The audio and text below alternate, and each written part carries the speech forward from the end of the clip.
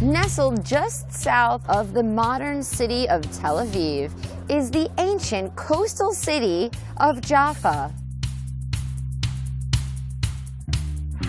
Go to Jaffa. That was an insult for fishermen and seamen from the Netherlands who worked here in the 1600s in the Jaffa port. That's because this port was so dangerous. There are jetties and rocks in this shallow water that make it very difficult for large boats to come in to drop off goods and people. Did you know that the Jaffa port has been operational for more than 7,000 years?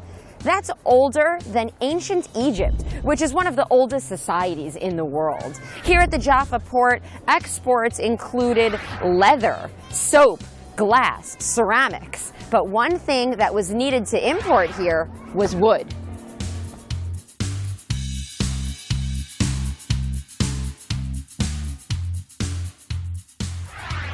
Story time. Did you know that Jaffa was mentioned in the Talmud?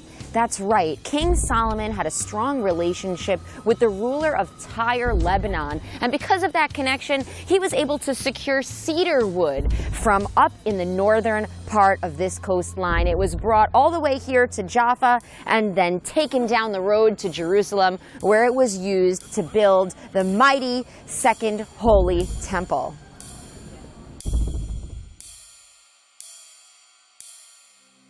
The three Abrahamic religions are represented all right here in Jaffa, and Christianity is one of them. Here we are at St. Peter's Church, where Christians believe that St. Peter came and raised Tabitha from the dead. Tabitha was a woman who was really revered by those in her community, and when she died, the neighbors were deeply disturbed. And that's when Peter apparently came, prayed, and brought her back to life. Underneath this church is a Byzantine temple as well.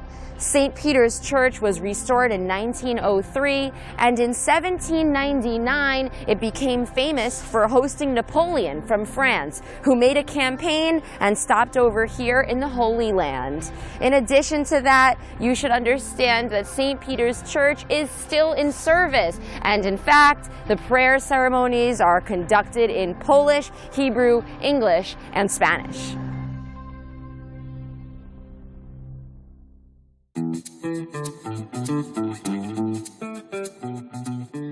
Moving into the modern part of Jaffa, here we are in front of the clock tower. It's an orienting landmark and it's quintessential to the feel of the city. I know I'm in Jaffa when I see this, but did you know that there are actually 7 in total around the state of Israel in historic cities? This clock tower was created by an Israeli who was commissioned to honor the Ottoman Sultan Abdul Hamid II.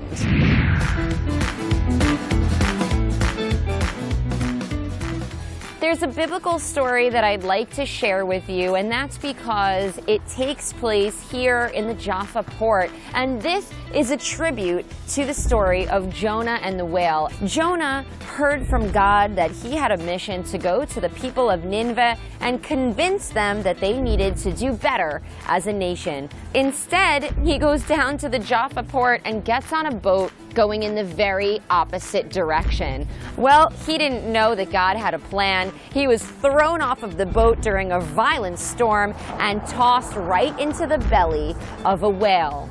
He ended up being successful in his mission, and now it's our mission to take you to see some other sites in Jaffa that are really impressive. This ancient city is still thriving. It's thriving with Jews, Arabs, and Christians who all live here. Having beautiful jewelry and arts and crafts and handmade items from local artists. You may even be tempted to take a boat ride and see the beautiful Tel Aviv coastline. You can also dine at wonderful restaurants. On your next trip to Israel, make sure to come visit the ancient city of Jaffa.